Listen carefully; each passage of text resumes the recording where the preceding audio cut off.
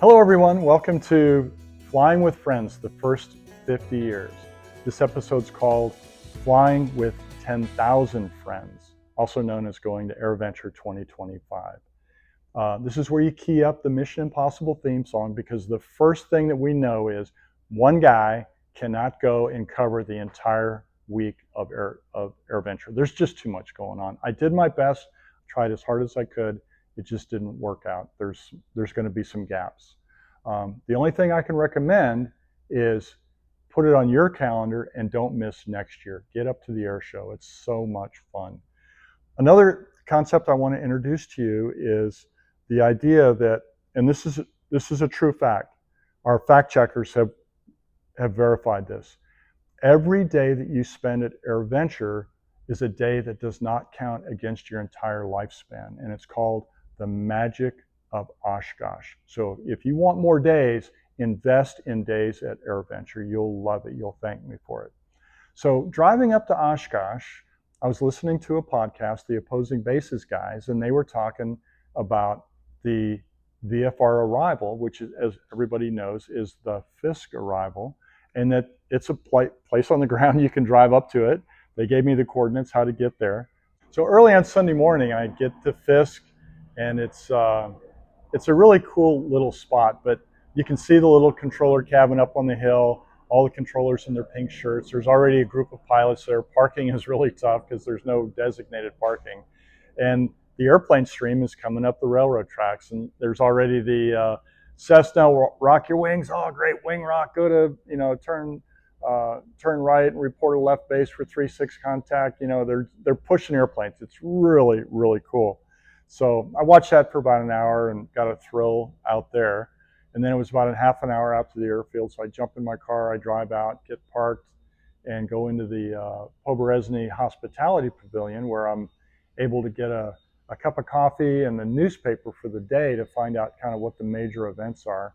So after developing my game plan for the day, I set out, I went through the gates, got through security, and my wonderful plan that I hadn't gone 100 feet before my plan exploded. And I saw the beautiful Junkers A50 Junior just parked off on the right there. And I just love the lines of this airplane. It's a beautiful, in my mind, beautiful airplane, beautiful project. I love what they're doing. So I walked up to it. There's a group of pilots standing there, and the one guy I recognized, Todd, is the guy that I flew the airplane with in April at Sun and Fun. So Todd and I had a nice greeting and how you doing and how's everything. So we talked for a few minutes. It was great. First thing in the gate, boom, bumping into an old pilot friend of mine. So from there, I just marched right down the center of the complex to Boeing Plaza, which in my mind is kind of the center of the whole operation. And magnificent airplanes, they change them in and out all day, every day. So whatever you see at a moment on Boeing Plaza, if you come back in 2 hours, you're going to get to see something different. So make that kind of your, if you're going to hub and spoke the air show, Boeing Plaza is definitely the hub. So just about the time I broke the plane at Boeing Plaza, here comes Patty Wagstaff. It's a high-speed merge. We wave, hey, hi, how you doing? Things are good. Boom, she zooms off, I zoom off. And then I went right up to the very eastern edge of Boeing Plaza. And it's like, when you get there, just stop. Do a slow 360 and just look around. And the sky is full of airplanes. There's formations overhead. There's warbirds. There's home belts. There's LS. It's whatever you think about, it's in the sky flying. You can get a sense of what a magnificent job the air traffic controllers are doing. Our home airport here, we get 5 or 6 airplanes, and it's kind of busy. You look around Oshkosh and you go, well, I think there's 75 airplanes flying around. It's just ridiculous how cool it is. So day one is just a big kind of walking around, seeing the lay of the land. So I closed up, went back to the hacienda there, rested up for day two. And day two is when I get to fly the S211 with Victory Aviation. So I've got a time to meet them. Of course, I'm early. I want to go out and walk around and see what's going on. I meet my pilot. He gives me, I got to say, just an awesome cockpit orientation, walks me through a really professional, for me as a military guy, he was a Navy Hornet guy. I recognized everything that he was presenting. I loved it. We started up, taxied out, went out east of the airfield.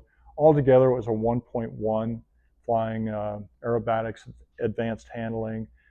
After a while, we came back over Warbird Island, hit initial, pitched out land, low approach, back to the overhead for a full stop, 1.1 overall. Just a great sortie, great debrief, very professional front to back. So if you guys are thinking about it, go out to Victory Aviation in Dallas and get a sortie with them. They have a whole menu of stuff that you could fly.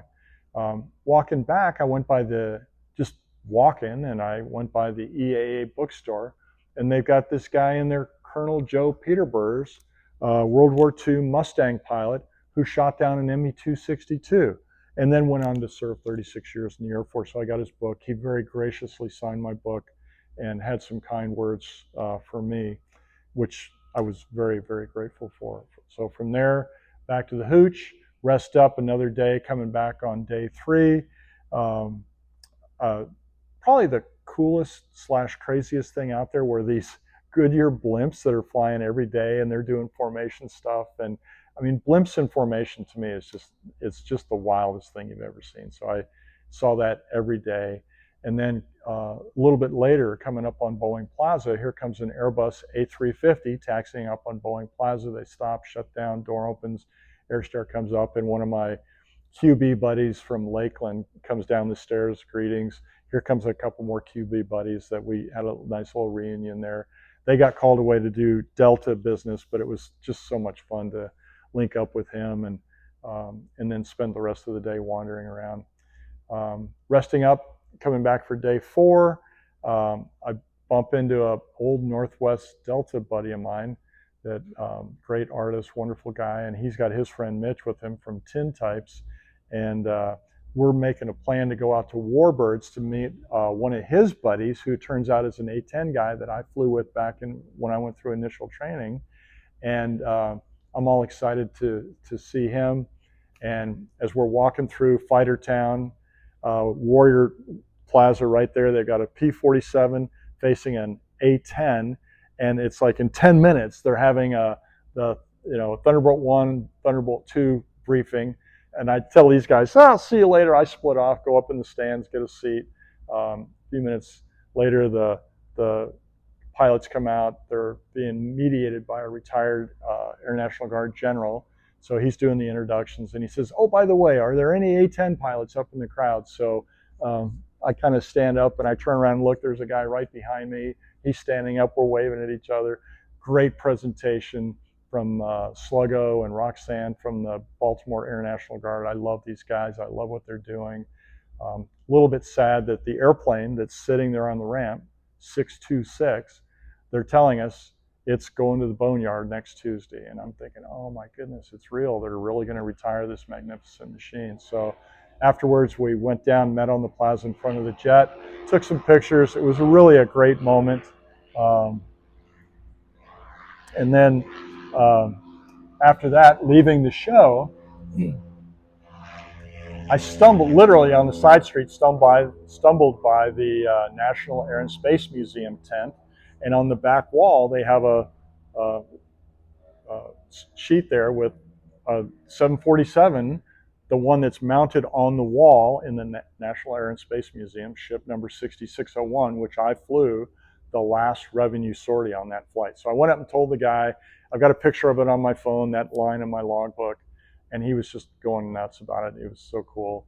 And so he brings over another guy, and we get to talking, conversations rolling, and I ask him, well, what did you do before you worked for the National Air and Space Museum? And he says, oh, I was a correspondent for the White House press corps. And I go, oh yeah, I flew a trip with those guys. We went to Dhaka, Bangladesh with President Clinton. He goes, yeah, I was on that trip. I said, I was your pilot. So it was just this wild kind of, now we start the whole reintroduction over again. It was really, really cool.